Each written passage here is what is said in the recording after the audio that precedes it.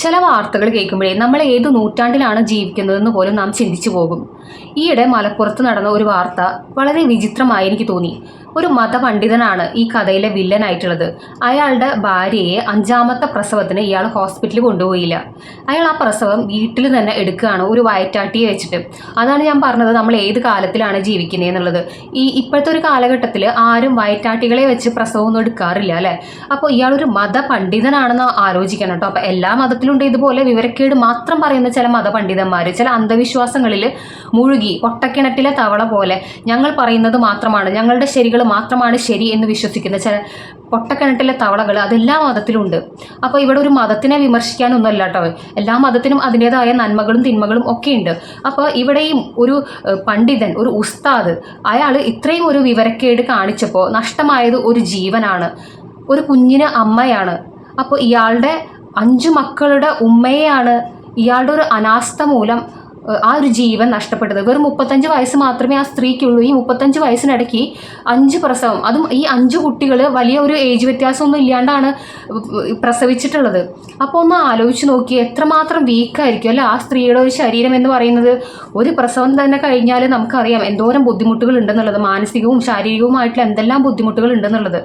അപ്പോൾ ഈ ഒരു സ്ത്രീയുടെ ബുദ്ധിമുട്ടുകൾ ഒന്നും വകവെക്കാതെ പിന്നെയും അവരെ ഗർഭിണിയാക്കുക, പ്രസവിപ്പിക്കുക, ആ കുഞ്ഞുങ്ങളെ നോക്കുക, ഇതിൽ ഇയാൾക്ക് പ്രത്യേകിച്ച് വേറെ പണിയൊന്നും ഇല്ല എന്നുള്ളത് ഈ ഒരു വാർത്തയിൽ തന്നെ മനസ്സിലായി. കാരണം ഇയാൾ വയറ്റാട്ടിയെ വിളിച്ച് പ്രസവം എടുത്തതിന് ശേഷം വയറ്റാട്ടി തിരിച്ചു പോവാണ് ഉണ്ടായത്. അതിനുശേഷം ആസ്മ എന്നാണ് ഇയാളുടെ ഈ ഉസ്താദിൻ്റെ ഭാര്യയുടെ പേര്. ആ സ്ത്രീക്ക് ബ്ലീഡിങ് ഉണ്ടാവുകയാണ് ചെയ്തത്. അങ്ങനെ വല്ലാത്ത ബ്ലീഡിങ് ഉണ്ടായതിന് ശേഷം ഇയാൾ വീണ്ടും വയറ്റാട്ടിയെ വിളിച്ചു ബ്ലീഡിങ്ങിൻ്റെ കാര്യം പറഞ്ഞിട്ട്. അപ്പോൾ ആ വയറ്റാട്ടി പറഞ്ഞത് കുറച്ച് നേരം കഴിയുമ്പോൾ മാറിക്കോളും എന്നാണ് പറഞ്ഞത്. കുറച്ച് നേരം കഴിഞ്ഞിട്ട് മാറിയില്ല. അങ്ങനെ ശരീരത്തിലുള്ള രക്തം മുഴുവൻ വാർന്നു പോയി ആ സ്ത്രീ മരിക്കുകയാണ് ഉണ്ടായത്. മരിച്ചതിന് ശേഷം ഇയാൾ ആംബുലൻസിനെ വിളിക്കുകയാണ്, അതും കള്ളം പറഞ്ഞിട്ട്, ശ്വാസമുട്ട് കൂടുതലാണെന്നും പറഞ്ഞിട്ടാണ് വിളിച്ചത്. അപ്പോൾ അത്രയും നേരം ആ ഒരു ചോര കുഞ്ഞിൻ്റെ അവസ്ഥ നിങ്ങളൊന്ന് ആലോചിച്ച് നോക്കിയേ. ഏതൊരു അവസ്ഥയിലായിരിക്കും അല്ലേ ആ ഒരു കുഞ്ഞുണ്ടാവുക. ആ കുഞ്ഞിന് പാല് പോലും കൊടുത്തിട്ടുണ്ടാവില്ല.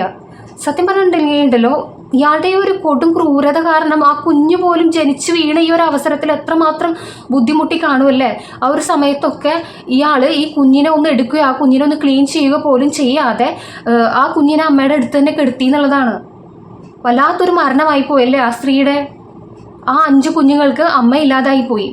അപ്പോൾ ഇയാൾ ഹോസ്പിറ്റലിലേക്ക് കൊണ്ടുപോകുമ്പോൾ ആംബുലൻസ് ഡ്രൈവറൊക്കെ ഈ ആസ്മ എന്ന് പറയുന്ന ഈ സ്ത്രീയെ എടുത്തപ്പോൾ അപ്പം തന്നെ അവർക്ക് കാര്യം മനസ്സിലായി, ജീവൻ നഷ്ടപ്പെട്ടിട്ടുണ്ട് എന്നുള്ളത്. അങ്ങനെ അവർ ഹോസ്പിറ്റലിൽ എത്തിക്കുകയാണ്. അതിനുശേഷമാണ് ഈ മരിച്ച സ്ത്രീയുടെ വീട്ടുകാർ പോലും ഈ ഒരു കാര്യം അറിയുന്നത്. അതിനുശേഷം അവരാണ് പോലീസിൽ അറിയിക്കുന്നത്. എന്താണല്ലേ അവസ്ഥ. ഇങ്ങനെയുണ്ടോ മനുഷ്യന്മാരല്ലേ. ഒരു ജീവൻ പോയിട്ടും സ്വന്തം ഭാര്യ മരിച്ചിട്ട് ഇവർക്കൊന്നും യാതൊരു കൂസലില്ല. അപ്പോൾ ഇയാൾ ഹോസ്പിറ്റലിൽ കൊണ്ടുപോകാത്തതിൻ്റെ കാരണം എന്താണെന്ന് വെച്ചിട്ടുണ്ടെങ്കിൽ ഇയാൾ അക്യുപങ്ക്ചർ എന്ന് പറയുന്ന ഒരു ചികിത്സാ രീതി പരിശീലിപ്പിക്കുന്ന ഒരാളാണത്രേ ഈ ഒരു ഉസ്താദ്. സിറാജ് എന്നാണ് ഈ ഒരു ഉസ്താദിൻ്റെ പേര്. അപ്പോൾ അയാൾ ആദ്യത്തെ 2 പ്രസവം, 5 മക്കളുണ്ടല്ലോ, അപ്പോൾ അതിൽ ആദ്യത്തെ 2 പ്രസവം ഹോസ്പിറ്റലിൽ കൊണ്ടുപോയി പ്രസവിപ്പിച്ചു. അതിനുശേഷമാണ് ഇയാൾ ഈ അക്യുപങ്ക്ചർ ചികിത്സാ രീതി പഠിച്ചതും അതേ തുടർന്ന് പിന്നീടുള്ള ഒരു 3 പ്രസവം ഇയാൾ വീട്ടിലെടുത്തു എന്നുള്ളതാണ്. ഇപ്പോൾ 3ാമത്തെയും 4ാമത്തെയും പ്രസവത്തിന് വലിയ ബുദ്ധിമുട്ടൊന്നും ഉണ്ടായി കാണില്ല. അതുകൊണ്ടായിരിക്കും ഇയാൾക്ക് ഈ ഒരു കോൺഫിഡൻസ് വന്നേ എന്നുള്ളതാണ്. പക്ഷെ എല്ലായ്പ്പോഴും ഹെൽത്ത് ഒരേപോലെ ആയിരിക്കണം എന്നില്ലല്ലോ. എന്തായാലും ആ സ്ത്രീയുടെ ഒരു വിധി. അപ്പോൾ ഈ അക്യുപങ്ക്ചർ എന്ന് പറയുന്നത് മൈഗ്രെയിൻ അതുപോലെ കുഞ്ഞു അസുഖങ്ങൾക്കാണ് ഈ ഒരു ചികിത്സാ രീതി ഉപയോഗിക്കുന്നത്. നിങ്ങൾ കേട്ട് കാണുമല്ലോ, ചൈനയിൽ ഉത്ഭവിച്ചിട്ടുള്ള ഒരു ചികിത്സാ രീതിയാണത്. സൂചി കൊണ്ട് കുത്തി അസുഖങ്ങൾ ശമിപ്പിക്കുന്ന ഒരു ചികിത്സാ രീതിയാണ്. എനിക്കതിനെക്കുറിച്ച് കൂടുതൽ അറിയില്ല. എങ്കിൽ പോലും ചെറിയ ചില അസുഖങ്ങൾ, വിഷാദ രോഗം, അങ്ങനെയുള്ള അസുഖങ്ങൾക്കാണ് ഈ അക്യുപങ്ക്ചർ ചികിത്സാ രീതി ഉപയോഗിക്കുന്നത്. അല്ലാതെ ഒരു പ്രസവം എടുക്കാനൊന്നും അക്യുപങ്ക്ചർ ചികിത്സാ രീതി ഉപയോഗിക്കില്ല. ഇനി ആരും ഇത്തരത്തിലുള്ള മണ്ടത്തരങ്ങളൊന്നും കാണിക്കാതിരിക്കട്ടെ. ഒരു ജീവനെ ഇത്രമാത്രം ഇയാളൊക്കെ വില കൽപ്പിച്ചിട്ടുള്ളൂ എന്നുള്ളതാണ് അല്ലേ. എന്ത് മതപണ്ഡിതനാണ് ഇയാൾ. ആ ഒരു പദവിയൊന്നും ഇയാൾക്ക് ചേരില്ല മറ്റ് മതപണ്ഡിതന്മാർക്ക് ആ പേരുദോഷം വയ്ക്കാനായിട്ട്. വല്ലാത്തൊരു അവസ്ഥയാണ് ഇതുപോലെ മതത്തിൻ്റെ പേരിൽ ആൾക്കാരെ ഇതുപോലെ ചൂഷണം ചെയ്യാന്നൊക്കെ പറയുന്നത്. അതും സ്വന്തം മക്കൾക്ക് ഇപ്പോൾ ഉമ്മയില്ലാണ്ടായിപ്പോയി. ഇയാൾ കുറച്ചു കാലം കഴിഞ്ഞിട്ടുണ്ടെങ്കിൽ വേറെ കല്യാണം കഴിക്കും. ഇയാളെന്തായാലും കേസെടുത്ത് ജയിലിൽ പോയി തിരിച്ചു വരുമ്പോൾ ഇയാൾക്ക് ഇനിയും ജീവിതമുണ്ട്. ആർക്ക് പോയി? ഇയാളുടെ വിവരക്കേട് കാരണം കൊണ്ട് ആ സ്ത്രീക്ക് പോയി, ആ കുഞ്ഞുങ്ങൾക്ക് അമ്മ ഇല്ലാണ്ടായിപ്പോയി. ഇയാളെ പറ്റി പറയാനായിട്ട് മറ്റു ചില വിശേഷണം കൂടി ഉണ്ട് കേട്ടോ. ചുട്ട കോഴിയെ പറപ്പിക്കുന്ന മത പണ്ഡിതനാണ് ഇയാളെന്നൊക്കെയാണ് ഇയാൾ എന്നെ സ്വയം വിശേഷിപ്പിക്കുന്നത്. ഇയാൾക്കൊരു യൂട്യൂബ് ചാനലുണ്ട്, അത്ര 65,000 സബ്സ്ക്രൈബേഴ്സാണ് ഇയാൾക്കുള്ളത്. അപ്പോൾ ആ ചാനലിൽ ഇയാൾ പ്രസംഗിക്കുന്ന ചില വാക്കുകളൊക്കെ കേട്ടിട്ടാണല്ലോ ഇത്രയധികം സബ്സ്ക്രൈബേഴ്സ് ഇയാൾക്ക് ഉണ്ടായത്. അപ്പോൾ ഇയാളെ ഈ ഒരു സംഭവം ഉണ്ടായതിനു ശേഷം ആ നാട്ടുകാരൊക്കെ വളഞ്ഞുകൂടി ഇയാളെ ചോദ്യം ചെയ്യുന്നുണ്ട്. അതിൽ അവർ ചോദിക്കുന്നുണ്ട്, നീ ജീവൻ കൊടുക്ക്, ചുട്ട കോഴിയെ പറപ്പിക്കുന്ന ആളല്ലേ, നീ മരിച്ച ഈ കുട്ടിക്ക് ജീവൻ കൊടുക്കുമെന്ന് പറഞ്ഞിട്ട് നാട്ടുകാർ ഇയാളെ ചോദ്യം ചെയ്യുന്നുണ്ട്. എന്തായാലും ആ ഒരു സീനും കൂടി കണ്ടിട്ട് നമുക്ക് ഈ വീഡിയോ വൈൻഡപ്പ് ചെയ്യാം കേട്ടോ.